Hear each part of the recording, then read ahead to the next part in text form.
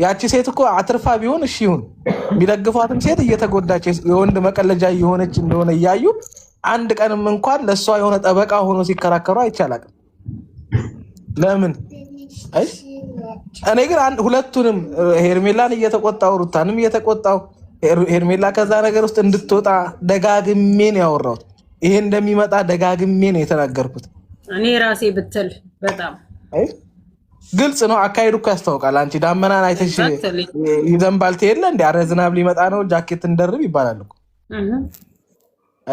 እየሄደበት የነበረው መንገድ እንደዚህ እንድትሆኑ እሷ ላይም ይሄ ነገር ሊደርስ እንደሚችል እኮ ግልጽ ነው። ግን ሰው የሆነ ሰንበዲን ስለሚጠላ እችኛዋን ልጅ ማሞጋገስ እንደሱማ ሰው እንገላለን። በነገራችን ላይ እንደውም የባሰ ይሄኛውን ሰው የውሸት የሆነ አለ አይደለ የጥላቻችንን ጥግ ነው እያሳየን ያለን። ይሄ አጥፍቶ ጠፊ ወይ እኮ የሆነ ሰው ጠፍቷል፣ የሆነ ሰው ተጎድቷል፣ የሆነ ሰው በቃ ያንን ሰው አጥቶታል። ስለዚህ ይሄኛው ሰው የፈለገ ቢሆን ጉዳያችን አይደለም አይነት ነገር አይሆንም። በነገራችን ላይ ሄርሜላ እህታችን ናት፣ ሩታ እህታችን ናት። እዛ ጋር የለየን ምንድነው ድርጊት፣ ባህሪ፣ ስራ ምናምን ነው እየተቃወምን ያለ ነው እንጂ ሁለቱም ለኛ አንድ አስመሳይ ነች ሩት። ሄርሜላ በጣም አስመሳይ ነች፣ አስመሳይ መጨረሻ። ወይ ተይ ይጨርስና እሱ አይደለም ይልሽ አሁን እሱ አይደለም ያ ከዛም በመሃል አንዳንድ እየሰጠን እንወጣለን። ያ እንደዛማ ካረግ ነው ፐርሰናል እናደርገዋለን። የፐርሰናል ጥላቻ ሊኖረን ነው። አልደረሱብንም አይደል? እኔ ቆንጆ ያ ሩታም ትሁን ሄርሜላም ትሁን እኔ በአካል አልደረሱብንም፣ አናቃቸውም። እዚህ ጋር ሚዲያ ላይ ያለውን ሀሳብ ነው አየሽ።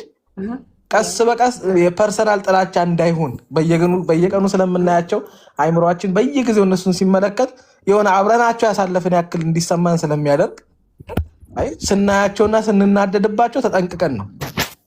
እንደዛ ካልሆነ ሳናቀው ያንን ሰው ጠልተነዋል እኮ ምንም አግኝተነው አናቅም፣ ምንም አድርገነው አናቅም፣ ጠልተነዋል ያንን ሰው። ግን የሄርሜላ እንደዚህ መታ የመሆን ተጠያቂ አንደኛው አብርሃም ነው። ሰው ግን ይሄን አያውቅም።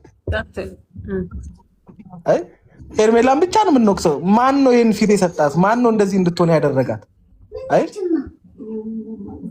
አብርሃም ነው። አብዛኛውን ጊዜ ሄርሜላን ሲሰድቡ ምለው ይሄ ነው። በታምር አብርሃም ፊት ባይሰጣት ባይቀበላት ኖሮ እቺ ልጅ እዚህ ደረጃ ድረስ አትሄድም ነበረ። መወቀጥ ካለበት ራሱ አብርሃም ነው መወቀጥ ያለበት። ግን እዚህ ሚዲያ ላይ ምን አይነት ችግር አለባቸው መሰለ? ሴቶቹ ለሴት ነው የሚበረቱት። እግዚአብሔር ነው ሩታን ፊት ያበላሻሉ፣ የሄርሜላን ፊት ያበላሻሉ። ህፃናቶችን አንድ ቀን ወጥተው የአብርሃምን አንድ ነገር ፋሚሊ ሄላጫም ለንጨጫም ከንፈራፍ ቅብጥርሴ ቢሉት ነው እንጂ እንኳን ሲዘቀዝቁት ራሱ ኖርማሉን ፎቶ ነው እንጂ እንትን ቢሉት የለም። ሁሉም አብዛኛው ወንድ አምላክ ይበዛዋል እዚህ ሚዲያ ላይ ያሉ ሴቶች ማለት ነው።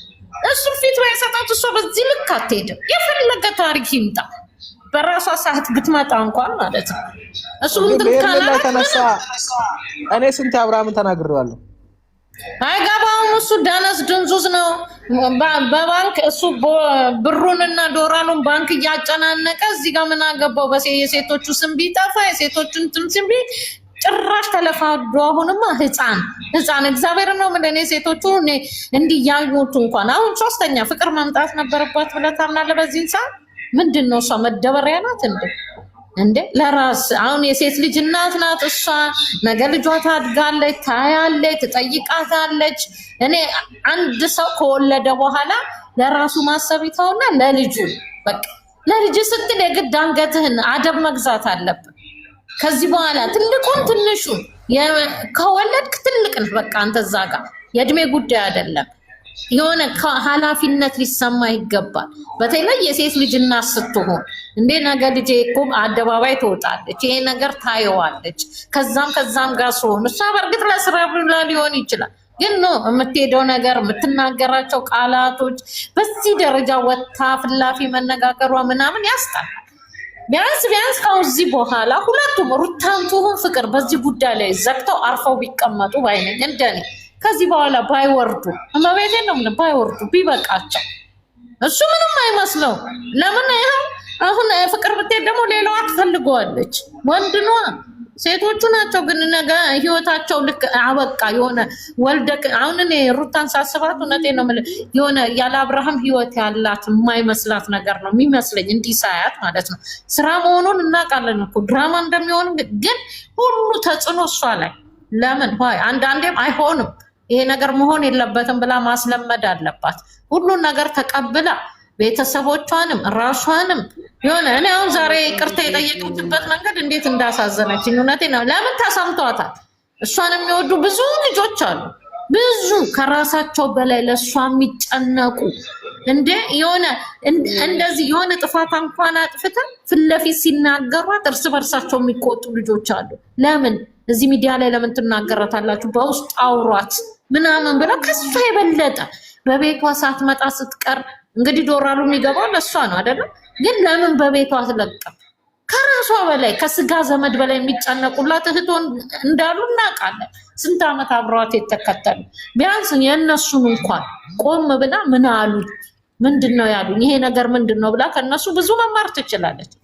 ግን ምን ታደርገዋለህ? ይሄ ዶራሉ ስራውን ይስጠው፣ ልብ ያዘጋል። በጣም መሲ አሁን ትንሽ እኔ የማየው ክፍተት ምን እንደሆነ ታውቂያለሽ? እኔ አሁን ሳውራ ወይ ሄርሜላንም ወይ ሩታንም ምክንያት አድርጌ ያው ለሴቶች የሚጠቅመውን ነገር ነው ማውራት የምፈልገው። አሁን ይሄ ፐርሰናል ወሬዎቹ ማውራት እችላለሁ እኮ በጣም ብዙ መረጃ በብዙ በተደገፈ ነገር ማድረግ እችላለሁ። ግን ያኛው አይመለከተንም ነው እኔ የምለው። ይሄ የማን አካውንት ላይ እንደዚህ ግባ ምናምን እሱ የራሷ ላይፍ ነው፣ አይመለከተኝም። ወጣች እኮ ከእናት አባቷ ቤት በቃ ድግ ያለው ራሴን መራለው ብላ እኮ ወጣች። አይ ያ ፐርሰን እህቴ ብትሆን አይመለከተኝም። በቃ ወጣች ከጀመረች ጊዜ ድረስ በቃ ያ የእሷ ህይወት ነው። በነገራችን ላይ የሰው ትዳር ማንም ሰው አይመለከቱም። ሶስተኛ ወገን ማንም ሰው ነው የምልሽ፣ ያ የእነሱ ህይወት ነው። በቃ አንድ ብርም አይስጣት፣ አይመለከተንም። አምናበት ነው የገባችው። በድሎኛል፣ እንዲህ ያደረገኝ ነው፣ ይሄው ቸገረኝ፣ ምንም አያደርግልኝም ምናምን የሚባል ሲመጣ ነው ለምን ትያለሽ የዛን። ከዛ ውጪ ያ በደልም የሚባለውም ነገር ኖሮ እንኳን ቢሆን ተስማምታ ከኖረች ምንም ማድረግ አንችልም። በነገራችን እንደሱ ማለት ሳይሆን ፍሬው እንደሱ ማለት ሳይሆን ለምሳሌ ሩታ በየቤቱ እየዞረች ስትሰራ ቻናሏን ለምን ትገለዋለች? በራሷ ቻናል ለምን አትመጣም ብለው ሁሉ የሚቆረቆሩ አሉ ነው ልልክ ይፈልጋል። እኔ እሺ ሚያሲ ምን ቤት ሆነን ደግሞ ምን ቤት ሆኜ ነው አሁን በጣም ስለምወዷት ከራሳቸው በላይ ይሄ ጣዖት አምልኮ ነው። በቃ ይሄ ስሚ መሲ ይሄ አምልኮ ነው። በቃ ይሄ ይወጣን አየሽ። በነገራችን ላይ የሆነን ነገር በልኩ ካላደረግነው ሁሉም ነገር ራስን መግዛት ከሌለበት አምልኮ ነው የሚሆነው። በነገራችን ላይ በተዘዋዋሪ አናቆም እንጂ ያ ነገር ተቆጣጥሮናል። በነገራችን ላይ አይሽ ገደብ አለው ለሁሉም ነገር ባውንደሪ አለው። እስከሚመለከተንና አንድን ሰው ስናደንቀው እስከምናደንቀው እንጂ ሌላ ፐርሰናል ህይወቱንም እንዲያርግ ለምን ይሄን አላደረገም? እሱ አሽቃባጭነት ነው። እሱ መውደድ አይደለም። ለኔ አይመለከተንማ። ወዶታል ያ ሰውዬ። ለምንድን ነው እቺ ልጅ ሁል ጊዜ እንጀራ በሽሮ የምትበላው? ስጋ አትበላም ማለት እኮ ነው። ይሄ ምን አገባኝ? ከተመቻት እንደፈለገች እንትን ትበል። ስለ ቻናሉ መሞት የሆነ ቢዝነስ በይ እኮ ቢዝነስ ከፍታ እየሰራች ግን በቃ ብዙም ትኩረት አትሰጠውም ምናምን። ታውቀዋለች። ምከስረው እሷ ናት። ምን የምትለው እሷ ናት። ከኛ በላይ ያንን ነገር ታውቀዋለች። አይ አንዳንድ ጊዜ እኛ ስንት የሚያስጨንቀን ጉዳይ ያለ ተርፎት እንደፈለገ የሚሆን ሰው ላይ እጅ አልጨነቅም። እኔ ላደርግ የምችለው ያ ሰው እንዳይጎዳ የሆነ ነገር እንዳይሆን በቃ የምችለውን ላውራ ወይም ከዛ ሰው ጎን ልቆም እችላለሁ እንጂ ደልቶ ተርፎት እንደፈለገ ለሚሆነው ነገር እንደገና አስተካክለው ያንን እንዴ እኔ ህይወት የለኝም እንዴ እናቴ? አይሽ ስራ ቢኖረን የተረፈ ህይወት ቢኖረን ኖሮ ትዝ ይሉናል እነዚህ ሰዎች? አይሉንም። በነገራችን ላይ አይሉንም። ያለ የራሳችን ቢዝነስ እዛ ግብር አለ፣ ታክስ አለ፣ የቤት ኪራይ፣ የሰራተኛ የስንት ነገር ያስጨንቅሻል እናቴ።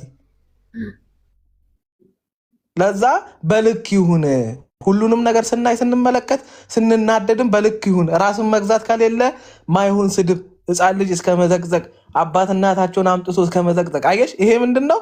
ራሳችንን መግዛት ስላልቻልን። ቆም ብለሽ ስታዩ አይመለከትሽም እኮ አይመለከትሽም። እኛም እኮ ዩቲዩብ ነው የምንሰራው። ፐርሰናል ሰዎቹን ባገኛቸው አቅፌ ነው ሰላም ብላቸው ሄጃ አልተናነቅም። ለዛ በልክ ይሁን ሁሉም ነገር እንዴ ይሄን ኢነርጂያችሁን ይሄን